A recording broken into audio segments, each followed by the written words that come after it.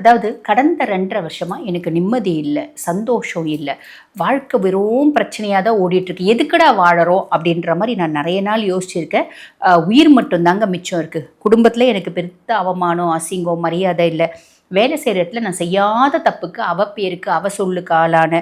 அதுக்கும் மேலே என்னோட சமுதாயத்தில், அதாவது சுட்டுப்பட்டு இருக்கிற வீடுகள்லையும் என்னை பெருசாக பகையாளியாக பேசப்பட்டேன். என்னோட கேரக்டரை ட்ரீட் பண்ணாங்க. எல்லாம் தான் முடிஞ்சிச்சு. நம்ம குழந்தைங்களாவது நம்மளுக்கு சப்போர்ட்டிவாக இருப்பாங்க அப்படின்னு பார்த்தா அவங்களாலையும் பெரிய அசிங்கம் அப்படின்றதுக்கு நான் பார்த்திங்கன்னா உட்படுத்தப்பட்டேன்.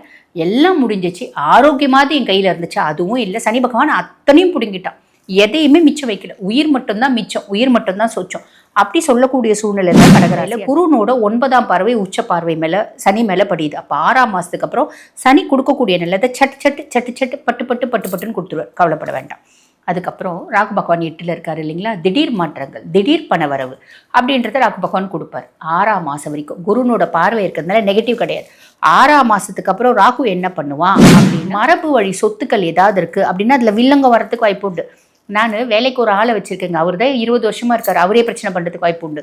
யாருமே இல்லைங்க, வீடு சும்மா பூட்டி இருக்குது. பக்கத்து வீட்டுக்காரர், எதிர் வீட்டுக்காரர் அதை பார்த்திங்கன்னா இந்த இடத்த கொஞ்சம் கொஞ்சமாக ஆக்கியபை பண்ணி முழுசும் ஆக்கியபை பண்ணுறதுக்கும் வாய்ப்பு உண்டு. ஆக அதில் கவனம், போய் பாருங்கள். இந்த 2 விஷயம் கவனமாக இருந்தால் மட்டும் போதுமானதுங்க. குடும்பத்தோடவே இருந்தாலும் குடும்பத்தோட ரொம்ப உறவாட முடியலங்க. மனசு என்னவோ தனிமை தான் நல்லா இருக்குது, தனிமை தான் எனக்கு இனிமையாக இருக்குது, அப்படி தான் இருக்கும். எனக்கு கேது 2ஆம் பாவம். ஆனால் வெளிநாடு போய் தனம் ஈட்டக்கூடிய பிராப்தத்தை கேது பகவான் கொடுப்பார். இது 6ஆம் மாதத்துக்கு அப்புறம் குரு பகவான் 1/6/2026 குரு பகவான் பார்த்திங்கன்னா 12ஆம் பாவத்துலேருந்து 1ஆம் பாவத்துக்கு வர்றார். அதாவது விரைய குருவிலேருந்து மாறி உங்கள் சுயஸ்தானத்தில் உட்கார்றார். ஜென்ம குரு உட்கார்றார். அப்போ 6ஆம் மாதத்துக்கு அப்புறம் தேவையில்லாத சேர்க்கை வாழ்க்கையில் வரத்துக்கு வழியும் வாய்ப்பும் உண்டுங்க.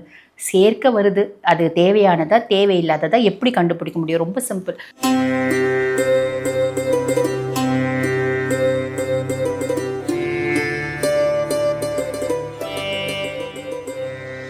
ஜோதிட யுகம் நேயர்களுக்கு வணக்கம். நான் டாக்டர் தீபா லாலன். இன்றைக்கி நம்ம என்ன டாபிக் பற்றி டிஸ்கஸ் பண்ண போகிறோம் அப்படின்னா, தமிழ் புத்தாண்டு ராசி பலன்கள் தாங்க பார்க்க போகிறோம்.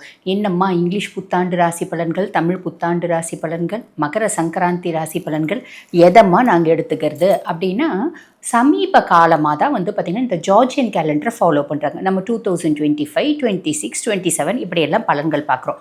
ஆனால் ரொம்ப தொட்டு நம் முன்னோர்கள் கடைப்பிடித்தது என்ன அப்படின்னா, மகர சங்கராந்தி அன்னைக்கு சூரியன் மகர ராசியில் பிரவேசிக்கும் போது பார்த்திங்கன்னா அன்றைய தினம் மகர சங்கராந்தி அப்படி நம்ம வழிபாடு பண்ணுறோம் பார்த்தீங்களா.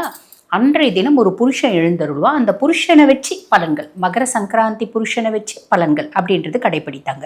அதே மாதிரி பார்த்திங்கன்னா தமிழ் புத்தாண்டு, அந்த தமிழ் புத்தாண்டை பொறுத்து பலன்கள் அப்படின்றத கடைப்பிடித்தாங்க. ஆக இந்த தமிழ் புத்தாண்டு பலன்கள் நம்ம தமிழ் புத்தாண்டு என்ன 2025, 26 நியூ இயர் 12 மணிக்கு நம்ம பட்டாசு வெடித்து கொண்டாடினாலும் தமிழ் புத்தாண்டப்ப சித்திரை கனி காணுதல் அப்படின்ற மாதிரி நம்ம பழக்கம் இருக்குதானே. அந்த மாதிரி தமிழ் புத்தாண்டை பொறுத்து நம்ம பலன்கள் இந்த வருஷம் முழுசும் எப்படி இருக்கோ அப்படின்னு நம்ம பஞ்சாங்கங்கள் கணிச்சிருக்காங்க. அந்த விதத்தில் இந்த வருடத்தை என்ன சொல்கிறாங்க அப்படின்னா பராபவ வருடம் அப்படிங்கிறாங்க. அந்த பராபவ வருடத்தில் என்னென்ன மாதிரி நல்லது நடக்கும், என்னென்ன விஷயங்கள் முதல்ல நடக்கும் அப்படின்னா, மழை அதிகம் உண்டு. அதே மாதிரி பார்த்திங்கன்னா பசுப்பால் நாசம், பசுக்களுக்கு நோய் வரும். பசு பார்த்திங்கன்னா நோய்கள்னால பசுக்கள் கஷ்டப்படுவாங்க அப்படின்றாங்க. அதே மாதிரி பார்த்திங்கன்னா இன்ஃபெக்ஷியஸ் டிஸார்டர்ஸ், கிருமி தாக்குதல், குப்பையிலேருந்து நிறைய கிருமிகள் வரும். அந்த கிருமிகள்னால உடலுக்கு ஆரோக்கிய குறைபாடுகள் அப்படின்றது வரும். இந்த மாடர்ன் சிஸ்டம் மெடிசன்ஸ் பார்த்திங்கன்னா ரொம்ப அவங்களோட வளர்ச்சி, அந்த சிஸ்டம்னோட வளர்ச்சி கம்மியாகி ஆயுஷ், இந்த ஆயுர்வேதா, சித்தா, யுனானி, ஹோமியோபதி இந்த மெடிசன்ஸ்னுடைய ஒரு வளர்ச்சி அதிகமாகும். நான் தான் ஈசன், நான் தான் அம்பிகை அப்படின்னு சொல்லிட்டு நிறைய பேர் போஸ்ட் கொடுத்துன்னு தெரியுறாங்க பார்த்தீங்களா. சாமியாருங்க, அம்பிகையினோட சொரூபம் நான் சொன்னால் கூட பரவாயில்ல, நான் தான் அம்பிகை அப்படின்னே சொல்கிறாங்க பார்த்தீங்களா. அவங்களுக்குலாம் பெரிய ஆபத்து இருக்குது. நிறைய பேர் ரோட்டில் சந்தி சிரிக்க போகிறாங்க அப்படின்னு அர்த்தம். அதே மாதிரி போர், யுத்தங்கள் தொடரும் எப்படின்றதும் இருக்குது. அப்போ இதுலேருந்து தப்பிக்கிறதுக்கு என்ன வழி அப்படின்னா, ஒவ்வொரு ராசியும் இந்த மாதிரி பல விஷயங்கள்லேருந்து தப்பிக்கிறதுக்கு பெண்களோட கை ஓங்கும். குழந்தைகளோட ஆரோக்கியத்தில் கொஞ்சம் கவனம் தேவை. வெளிநாட்டில் பார்த்திங்கன்னா இந்தியானோட மதிப்பு உயரும். இந்த மாதிரி நிறைய நல்ல விஷயங்களும் இருக்குது. சரி, மலை சார்ந்த பிரதேசங்களில் அதிர்ச்சி நிலநடுக்கம் வரத்துக்கான வாய்ப்பு உண்டு. சரி, நிறைய நல்ல விஷயமும் இருக்குது, இந்த மாதிரி சின்ன சின்ன விஷயங்களும் இருக்குது. ஆக நம்ம ஒவ்வொரு ராசி மக்களும் இந்த பிரச்சனைகள்லேருந்து தப்பிக்கிறதுக்கு என்ன பண்ணணும் அப்படின்றதும் நாங்கள் பார்த்திங்கன்னா இந்த பதிவினோட இறுதியில் வழிபாடு அப்படின்ற பேரில் சொல்லியிருப்போம். பொதுவாக எல்லாரும் என்ன பண்ணணும், உலக சேமத்திற்காக அப்படின் போது நம்ம விஷ்ணு சஹஸ்ரநாமம் தினம்தோறும் பாராயணம் பண்ணணும். அப்படி இல்லை நம்ம டேப் ரெக்கார்டரில் போட்டு வீட்டில் ஒலிக்க விடணும். இது நான் சொல்கிற பரிகாரம் கிடையாது. காஞ்சி மகாபிரியவா எப்பெல்லாம் பார்த்திங்கன்னா நாட்டில் பிரச்சனை எழுமோ அப்போ விஷ்ணு சஹஸ்ரநாமம் நம்ம ஒலிக்க விடணும் அப்படின்னு சொல்லியிருக்காரு. ஆக அந்த விஷயத்தை செய்யுங்க. ஆக நேரத்தை வீண் பண்ணாமல் சட்டுன்னு உங்கள் ராசிக்கு என்ன பலன்கள் அப்படின்றத பார்த்துடலாம். கடகராசி அன்பர்கள், உங்களுக்கு இந்த தமிழ் புத்தாண்டு எப்படி இருக்குது அப்படின்னா, முதல்ல பாருங்கள், நிறைய கஷ்டப்பட்டாச்சு, நிறைய பாடுபட்டாச்சு. அதாவது கடந்த 2.5 வருஷமாக எனக்கு நிம்மதி இல்லை, சந்தோஷம் இல்லை, வாழ்க்கை வெறும் பிரச்சனையாக தான் ஓடிட்டுருக்கு. எதுக்கடா வாழறோம் அப்படின்ற மாதிரி நான் நிறைய நாள் யோசிச்சிருக்கேன். உயிர் மட்டும்தாங்க மிச்சம் இருக்குது. குடும்பத்தில் எனக்கு பெருத்த அவமானம், அசிங்கம், மரியாதை இல்லை. வேலை செய்கிற இடத்துல நான் செய்யாத தப்புக்கு பேருக்கு சொல்லுக்கு ஆளான. அதுக்கும் மேலே என்னோட சமுதாயத்தில், அதாவது சுட்டுப்பட்டு இருக்கிற வீடுகள்லையும் என்னை பெருசாக பகையாளியாக பேசப்பட்டேன். என்னோட கேரக்டரை ட்ரீட் பண்ணாங்க.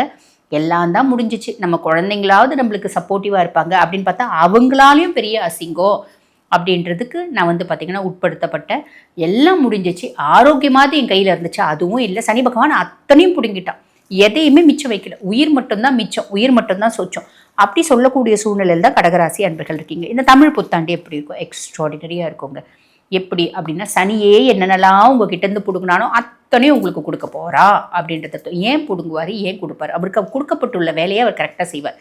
என்னென்னலாம் உங்ககிட்டேருந்து பிடுங்கினார் அத்தனையும் வட்டியோடு கொடுப்பார். ஸோ கவலைப்பட வேண்டாம். எல்லா ஆஸ்பெக்ட்லேயும் பாக்கிய சனி பாக்கியங்களை உங்களுக்கு கொடுக்க போகிறார். ப்ராப்பராக நம்ம யூஸ் பண்ணிக்கணும் அப்படின்னா போதுமானதுங்க. புரியுதுங்களா? அப்போ பாக்கிய சனி என்ன கொடுப்பான்? முதல்ல வேலையிலேருந்து தூக்குனாங்க பார்த்தீங்களா, அதை விட சூப்பரான வேலை. இல்லை அதே வேலையில் திருப்பி கூப்பிடுறது. பிள்ளைங்களால் அசிங்கம். 10 பேர் குடும்பத்துக்கு, அதாவது குடும்பத்தில் இருக்கவங்க 10 பேர் நம்மளை பற்றி பேசினாங்க. அதே மாதிரி நம்ம சுற்றி இருக்கவங்களும் நெய்பர்ஸும் நம்மளை பற்றி பேசினாங்க. இவங்க சரி இருந்தால் பிள்ளைங்க நல்லா இருக்கவங்க, இவங்க சரியில்லை அப்படின்னாங்க. இப்போ அவங்கள 10 பேர் சொல்லுவாங்க, அடப்பாவும் அவங்க நல்லா தான் வளர்த்தாங்க. பிள்ளைங்க இந்த காலத்து பிள்ளைங்களே அப்படி தான் இருக்குது. என்ன பண்ணுவாங்க? நம்ம வீட்லேயும் பிள்ளைங்க அப்படி தானே இருக்குது. என்ன பண்ணுறது? அவங்க பிள்ளை கொஞ்சம் மிச்சமாக செய்யுது, நம்ம பிள்ளை கொஞ்சம் கம்மியாக செய்யுது அப்படின்றது அவங்க வார்த்தையே உங்களுக்கு ஆறுதலாக இருக்கும் அப்படின்னு சொல்லலாம். அதே மாதிரி செய்யாத தப்புக்கு ஒரு அசிங்கமோ அவமானம் பட்டீங்க பார்த்தீங்களா, நீங்கள் தப்பு செய்யலை அப்படின்றத சனியே காமிச்சு கொடுப்பா. யார் உங்களை கேவலமாக பேசினாங்களோ. ஆக இத்தனை நல்லது செய்ய போகிறோம். அதுக்கும் மேலே வெளிநாடு வேலை, வெளிநாட்டுக்கு வேலைக்கு போயிட்டு வேலை செய்ய முடியாமல் திரும்பி வந்துட்டீங்க பார்த்தீங்களா, அந்த மாதிரிப்பட்ட கடகமாக இந்த காலகட்டத்தில் திருப்பி ஒரு ஆப்பர்ச்சுனிட்டியை சனி பகவான் ஏற்படுத்தி கொடுப்பா. Either this or that.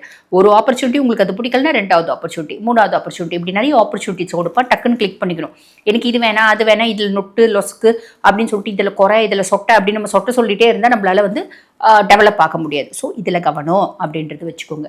அதே மாதிரி பார்த்தீங்கன்னா, உங்கள் அப்பாக்கும் உங்களுக்குமான ஒரு உறவு, ஒரு நல்ல இணக்கம் அப்படின்றத ஏற்படுத்தி கொடுப்பா. அதில் விரிசல் இருந்துச்சு பார்த்தீங்களா, அப்பானோட ஹெல்த் இஷ்யூஸில் ஒரு முன்னேற்றம். இவ்வளவும் சனி கொடுக்க போகிறாங்க. இன்னும் நிறைய கொடுக்க போகிறான்.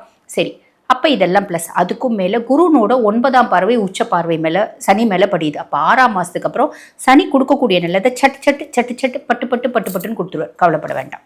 அதுக்கப்புறம் ராகு பகவான் 8ல் இருக்கார் இல்லைங்களா, திடீர் மாற்றங்கள், திடீர் பண வரவு அப்படின்றத ராகு பகவான் கொடுப்பார். 6ஆம் மாதம் வரைக்கும் குருனோட பார்வை இருக்கிறதுனால நெகட்டிவ் கிடையாது. 6ஆம் மாதத்துக்கு அப்புறம் ராகு என்ன பண்ணுவான் அப்படின்னா, உங்களுக்கு ஹிடன் ரிலேஷன்ஷிப்ஸ் ஏதாவது இருக்குது, ஹிடன் சீக்ரஸிஸ் ஏதாவது இருக்குது, மறைக்கப்பட்ட உறவுகள், மறைக்கப்பட்ட ஒரு என்ன சொல்கிறது உறவு முறைகள், இந்த மாதிரி எது இருந்தாலும் வெளியே காமிச்சு கொடுக்க பார்ப்பாங்க. அந்த கன்சர்ன் பர்சன்ஸ் ட்ராப் பண்ணுவாங்க, உங்களை இமோஷனலி த்ரெட்டன் பண்ணுவாங்க, பிளாக்மெயில் பண்ணுவாங்க. அந்த மாதிரிலாம் எதுவும் இல்லைங்க. அப்போ அவங்களுக்கு இந்த வரிகள் கிடையாது. இருக்கப்பட்டவங்க அதில் கொஞ்சம் கவனம் அப்படின்றத வச்சுக்கணும். நிறைய பேருக்கு இன்ஃபெக்ஷியஸ் டிசார்டர்ஸ் வரத்துக்கு வாய்ப்பு உண்டு. தோல் சார்ந்த நோய்கள், திடீர்னு இருக்கக்கூடிய நோய்கள் கொஞ்சம் வீரியமாகறதுக்கு வாய்ப்பு உண்டு. ஆக நோய்கள் வருது அப்படின் போது டக்குன்னு வைத்தியம் பண்ணிக்கோங்க. மரபு வழி சொத்துக்கள் ஏதாவது இருக்குது அப்படின்னா அதில் வில்லங்க வரத்துக்கு வாய்ப்பு உண்டு. நான் வேலைக்கு ஒரு ஆளை வச்சுருக்கேங்க, அவர் தான் 20 வருஷமாக இருக்கார், அவரே பிரச்சனை பண்ணுறதுக்கு வாய்ப்பு உண்டு. யாருமே இல்லைங்க, வீடு சும்மா பூட்டி இருக்குது, பக்கத்து வீட்டுக்காரே எதிர் வீட்டுக்கார அதை பார்த்திங்கன்னா இந்த இடத்த கொஞ்சம் கொஞ்சமாக ஆக்கியபை பண்ணி முழுசும் ஆக்கியபை பண்ணுறதுக்கும் வாய்ப்பு உண்டு. ஆக அதில் கவனம், போய் பாருங்கள். இந்த 2 விஷயம் கவனமாக இருந்தால் மட்டும் போதுமானதுங்க. குடும்பத்தோடவே இருந்தாலும் குடும்பத்தோட ரொம்ப உறவாட முடியலங்க, மனசு என்னவோ தனிமை தான் நல்லா இருக்குது, தனிமை தான் எனக்கு இனிமையாக இருக்குது, அப்படி தான் இருக்கும். எனக்கு கேது 2ஆம் பாவம். ஆனால் வெளிநாடு போய் தனம் ஈட்டக்கூடிய பிராப்தத்தை கேது பகவான் கொடுப்பார். இது ப்ளஸ். சரி, அதுக்கடுத்து நம்மளுக்கு 6ஆம் மாதம் வரைக்கும் குரு விரைய குருவாக இருக்கார். விரைய குரு என்ன பண்ணுவார், ஏதோ ஒரு சுபவரியம், வீடு வாங்குறது, இல்லை ஒரு கார் வாங்குறது, இல்லை ஒரு 2 வீலர் வாங்குறது, இல்லை ஒரு ஃப்ரிட்ஜ் வாங்குறது, ஒரு சோஃபா வாங்குறது, அவங்கவுங்க வசதிக்கு ஏற்ற மாதிரி அவங்கவுங்களுக்கு ஏதோ ஒரு சுபவரையம் அப்படின்றது நடந்திருக்கோங்க. 6ஆம் மாதத்துக்கு அப்புறம் குரு பகவான் வந்து 1/6/2026 குரு பகவான் வந்து பார்த்திங்கன்னா 12ஆம் பாவத்துலேருந்து 1ஆம் பாவத்துக்கு வர்றார். அதாவது விரைய குருவிலேருந்து மாறி உங்கள் சுயஸ்தானத்தில் வந்து உட்கார்றார், ஜென்ம குரு உட்கார்றார்.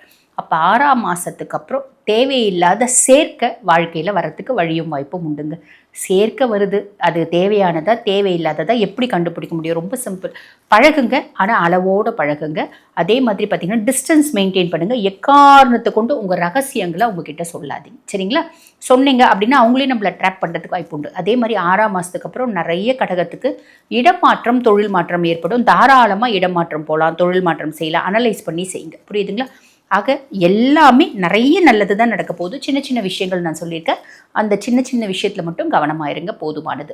சரிம்மா, அப்போ நாங்கள் வழிபாடு அப்படின்னா என்னம்மா வழிபாடு பண்ணலாம் அப்படின்னா, இங்கே ராகுவை கொஞ்சம் பசிஃபை பண்ணுற மாதிரி வழிபாடு, அது ரொம்ப நல்லதுங்க. அது என்ன அப்படின்னா கால பைரவனோட வழிபாடு. கால பைரவனை வளர்ப்பிறை அஷ்டமி, தேய்பிறை அஷ்டமி, அதே மாதிரி பார்த்திங்கன்னா சனிக்கிழமை ஒவ்வொரு நாளையும் கால பைரவரை வழிபாடு பண்ணுறதுனால ஒவ்வொரு பலன்கள் அப்படின்றது இருக்க தான் செய்யுது. உங்களுக்கு என்றைக்கு முடியுமோ அப்போ கால பைரவனை போயிட்டு நீங்கள் வழிபாடு பண்ணிட்டு வாங்க. எப்படி வழிபாடு பண்ணுறது? ஒரு தேங்காய், அதை வந்து அங்கேயே விற்பாங்க, தேங்காய் விளக்கு, அதே மாதிரி பூசணிக்காய் விளக்கு, எலுமிச்சம்பழ விளக்கு, நெய் விளக்கு எல்லாமே விற்பாங்க. சில கோயிலில் நம்மளே தான் வாங்கிக்கணும். அப்போ நீங்கள் தேங்காய் விளக்கு ஏற்றி, தேங்காய் விளக்கில் தேங்காய் எண்ணெய் போட்டு வெள்ளைத்திரி போட்டு ஏற்றி வழிபாடு பண்ணிட்டு வாங்க, நிறைய நல்லது நடக்குமா. வாழ்த்துக்கள். இப்போ நான் சொன்னது வந்து பார்த்திங்கன்னா உங்கள் ராசிக்கான பொதுவான பலன்கள். எங்களோட சுய ஜாதகத்தில் எங்களுக்கு திருமணம் நடக்குமா நடக்காதா, வீடு கட்டலாமா கட்ட முடியாதா, இல்லை கட்டக்கூடிய சூழ்நிலை இருக்கா, இல்லை எங்களுக்கு வீடு சொந்த வீடு அப்படின்ற அமையறதுக்கான பாக்கியம் இருக்கா, இது தெரிஞ்சுக்கணும் அப்படின்னாலும், வீட்டில் இருக்க பிரச்சனைகள்லாம் எப்பங்க ஓயும் அப்படின்னு தெரிஞ்சுக்கினாலும், பிள்ளைங்களால் கடுமையான மன உளைச்சலுக்கு ஆளாகியிருக்கேன், எங்கள் பிள்ளை எப்போ திருந்தும், இந்த மாதிரி பல கேள்விகள் உங்களுக்கு இருக்குது அப்படின்னா அதுக்கு தீர்வு உங்கள் சுய ஜாதகம் தாங்க. ஆக எங்கள் கிட்ட சுய ஜாதகத்தை பார்த்துக்கணும் அப்படின்னு விருப்பப்பட்டீங்கன்னா, நான் பேசிகிட்டு இருக்கும்போது எங்களோட வாட்ஸ்அப் நம்பர் கொடுத்துருப்பாங்க, அந்த வாட்ஸ்அப் நம்பருக்கு கால் பண்ணி அப்பாயின்மெண்ட் ஃபிக்ஸ் பண்ணி என்கிட்ட பேசிக்கலாம். தேங்க்யூ.